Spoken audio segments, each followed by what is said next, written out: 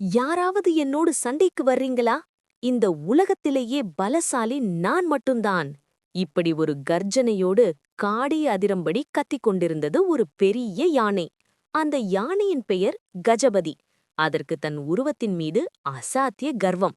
காட்டில் எதிரே வரும் முயல், மான் என சிறிய விலங்குகளை எல்லாம் தன் தும்பிக்கையால் தள்ளிவிட்டு வேடிக்கை பார்க்கும். ஒரு மதிய வேளையில் கஜபதி ஒரு மரத்தின் அடியில் ஓய்வெடுத்துக் கொண்டிருந்தது. அப்போது அங்கிருந்த எறும்பு புற்று ஒன்றின் மீது தெரியாமல் கால் வைத்துவிட்டது. பாவம், சில எறும்புகள் காயமடைந்தன.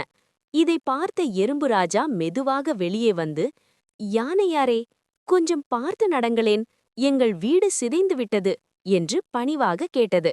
இதைக் கேட்டு எகத்தாளமாக சிரித்த கஜபதி, உன் வீட்டைப் பற்றி எனக்கென்ன கவலை, நீயோ ஒரு தூசி, உன்னை இப்போதே என் காலால் மிதித்து நசுக்கி விடுவேன், ஜாக்கிரதை என்று மிரட்டியது.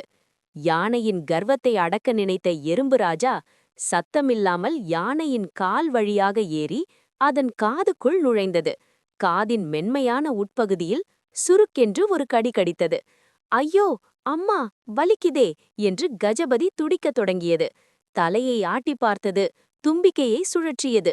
ஆனால் எறும்பு பிடியை விடவில்லை. தயவு செய்து என்னை விட்டுவிடு, யாரென்று தெரியாமல் வம்பு பண்ணிவிட்டேன் என்று யானை கதறியது. சிறிது நேரம் கழித்து வெளியே வந்த எறும்பு ராஜா சொன்னது, உருவத்தில் பெரியவன் என்பதால் உனக்கு கர்வம் வேண்டாம், இந்த உலகில் யாரையும் குறைத்து மதிப்பிடாதே. யானை தன் தவறை உணர்ந்து மன்னிப்பு கேட்டது. அன்று முதல் மற்ற விலங்குகளிடம் அன்பாக இருக்கத் தொடங்கியது. நீதி: யாரையும் அவர்கள் தோற்றத்தை வைத்து ஏளனம் செய்யக்கூடாது. அடக்கம் எப்போதும் அறிவுக்கு அழகு.